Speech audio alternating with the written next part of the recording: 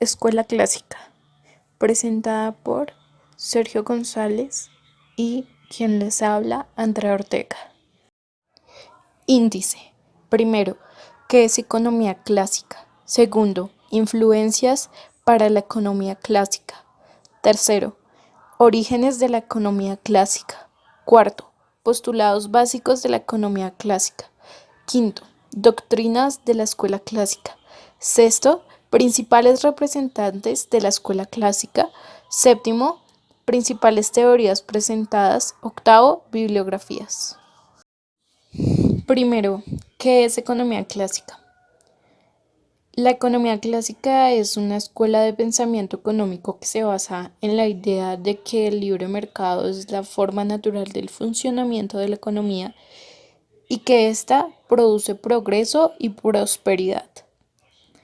También es considerada por muchos como la primera escuela económica moderna. Con esta escuela podemos afirmar que se crea el marco general para el modelo capitalista a fines del siglo XVIII y durante el siglo XIX. Influencias para la economía clásica. La economía clásica fue influenciada por el mercantilismo y las teorías fisiócratas, que las teorías fisiócratas simplemente estuvieron durante el siglo XVIII, las cuales coexistieron conjuntamente predominando la doctrina del mercantilismo que se mantuvo desde el siglo XVI hasta el siglo XVIII. La fisiocracia se denominaba gobierno de la naturaleza. Se decía que era una nueva ciencia que veía en la naturaleza, especialmente en la agricultura, la fuente de la riqueza. Todas las cosas de valor y utilidad eran generadas siguiendo el orden natural inmutable de las relaciones económicas, estudiadas por la economía política. El mercantilismo es un pensamiento económico según el cual la prosperidad de las naciones se debe lograr alcanzar a través de la agricultura y la fabricación. El objetivo es aumentar los productos que salen del país y restringir los que se traen por medio de importaciones, acumulando así oro y metales preciosos relevantes como signo de riqueza para engrandecer la nación. La economía clásica estuvo fuertemente influenciada por estas dos corrientes de pensamiento que eran bastante parecidas y tomó muchas características de ellas dos. Tercero, orígenes de la escuela clásica. Se toma como comienzo de la economía clásica la publicación, en 1776, de la obra de Adam Smith, llamada La riqueza de las naciones.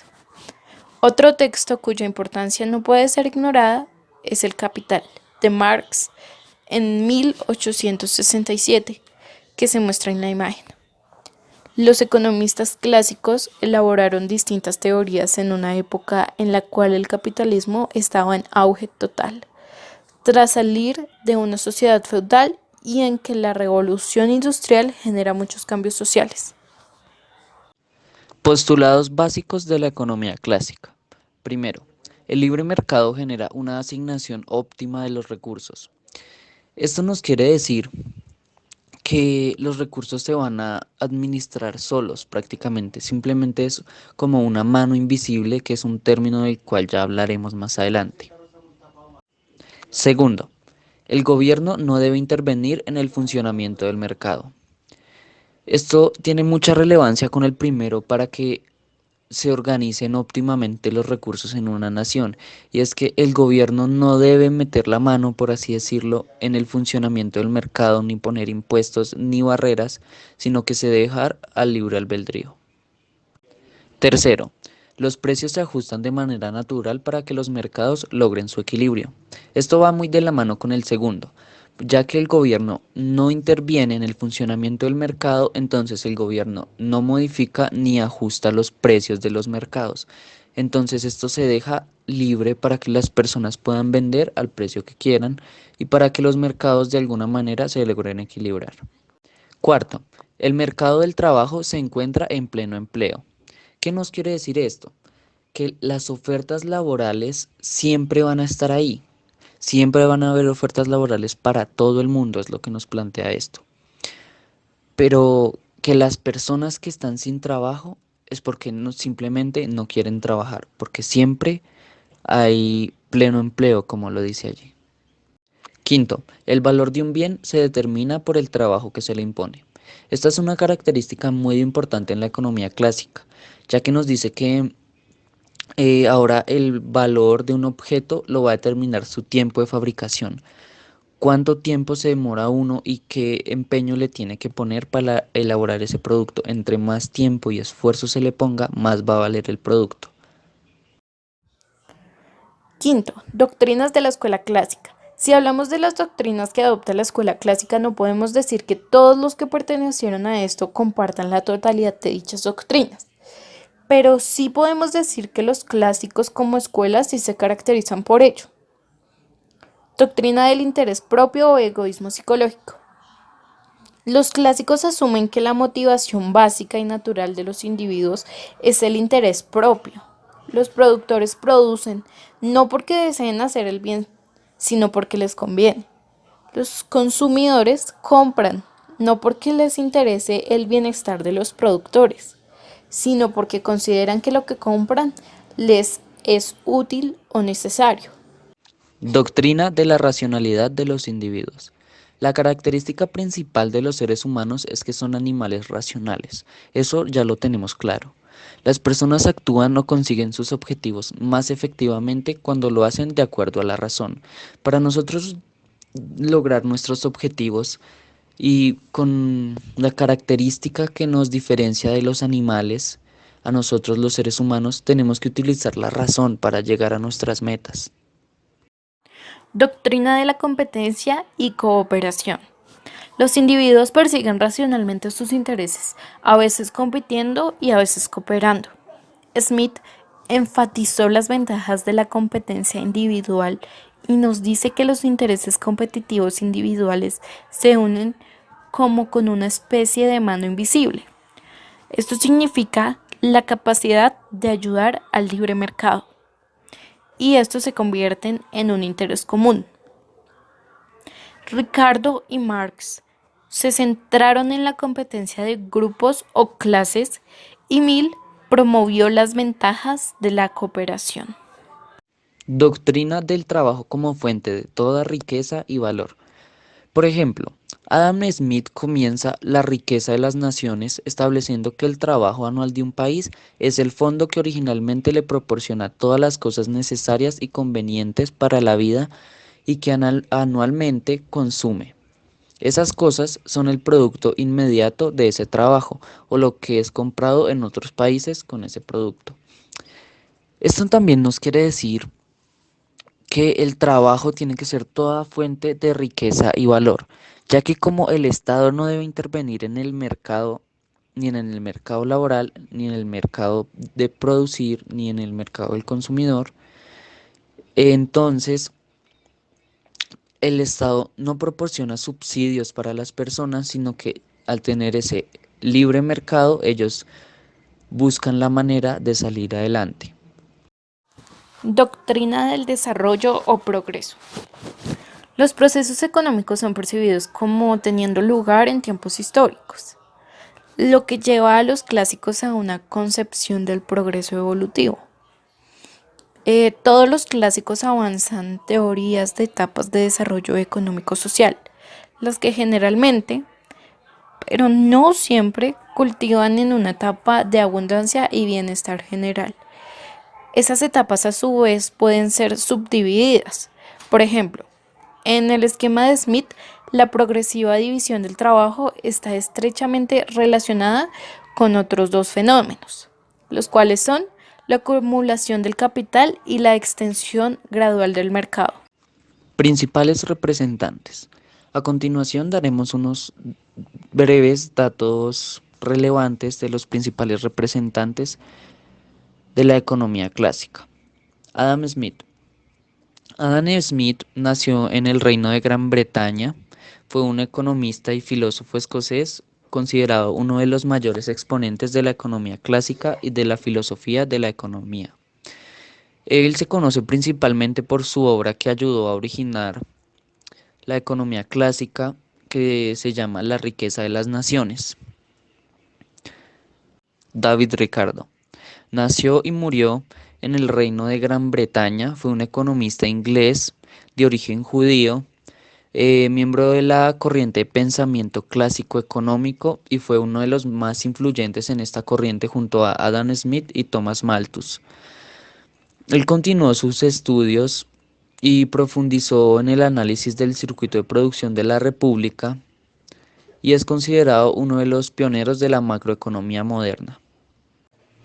John Stuart Mill nació en Gran Bretaña y murió en Francia. Fue un filósofo, político y economista inglés de origen escocés, representante de la escuela económica clásica y teórico del utilitarismo. Tuvo varios aportes a la escuela clásica y es uno de los personajes más importantes. Thomas Robert Malthus fue un clérigo anglicano y erudito británico con gran influencia en la economía política y la demografía. Nació y murió en Inglaterra. Él contribuyó mucho para realizar la teoría del valor y su medida, así como la teoría de la crisis y el subconsumo. Una de las ideas que más le llamaba la atención a Malthus era el atascamiento general, del cual hablaremos más adelante. Karl Heinrich Marx, más conocido como Carlos Enrique Marx en su traducción a español o simplemente Karl Marx.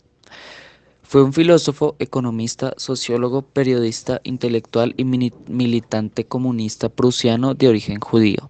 Nació en el Reino de Prusia y murió en el Reino Unido. Él también perteneció a la escuela clásica de la economía, ya que estudió exactamente los mismos problemas que los otros referentes de la escuela clásica, aunque él no estuvo en sí tan metido allí, porque obtuvo unas diferentes conclusiones a las que obtuvieron David Smith, David Ricardo, John Stuart Mill y Robert Malthus. Principales teorías presentadas por la economía clásica y sus representantes. Primero, teoría del valor, trabajo. Segundo, teoría de la distribución. Tercero, el comercio internacional. Cuarto, teoría de la renta diferencial. Quinto, atascamiento general. Teoría del valor o trabajo. Esta es una teoría de economía que considera que el valor de un bien o servicio está determinada por la cantidad de trabajo socialmente necesario para producirlo, en lugar de la utilidad que le encuentra el propietario. Es una de las teorías formuladas por los economistas clásicos ingleses como Adam Smith o David Ricardo, y posteriormente retomada en la economía anarquista. Thomas Malthus también contribuyó con importantes aportes a la teoría del valor y su medida. Teoría de la distribución. Rama de la teoría económica que explica la manera en que se distribuye la renta entre los distintos factores de la producción y entre las personas. Tercero, comercio internacional. La teoría clásica del comercio internacional tiene sus raíces en la obra de Adam Smith, que plantea la interacción entre comercio y crecimiento económico, conocida comúnmente como la teoría de la ventaja absoluta, ya que Adam Smith tomó los costes de producción en términos absolutos según los principios establecidos en sus obras. Los distintos bienes que deberán producirse en aquel país en que sea más bajo su coste de producción y desde allí exportarse al resto de las naciones. Teoría de la renta diferencial. Ricardo dedicó gran atención al tema de la renta de la tierra. En esa época, en Inglaterra, los propietarios no explotaban sus tierras, las arrendaban para que otros lo hicieran. La tesis que mantiene es que la renta de la tierra es debida a la diferente fertilidad de la misma y a la ley de los rendimientos decrecientes.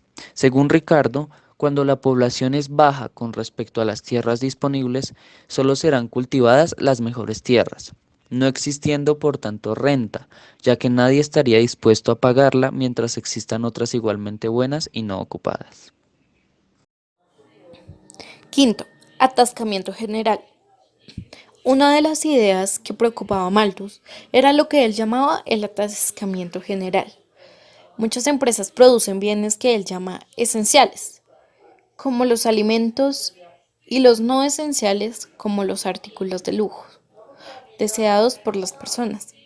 Son muchas las empresas que han ido a la quiebra por producir grandes cantidades de bienes, que luego la gente no compra, ya sea porque no están interesados en ellos, porque no son motivadores, porque no los conocen o porque aparecen otros más innovadores y muchas veces más baratos. Con esto se puede concluir que lo que nos quiere decir Malthus con este atascamiento general es que se da cuando la oferta supera la demanda en el mercado y la empresa no tiene a quien vender sus productos. Y por último, muchas gracias por la atención prestada a nuestra investigación sobre la economía clásica. A continuación, les dejaremos las bibliografías de las que encontramos y hallamos toda la información que se encuentra en este video.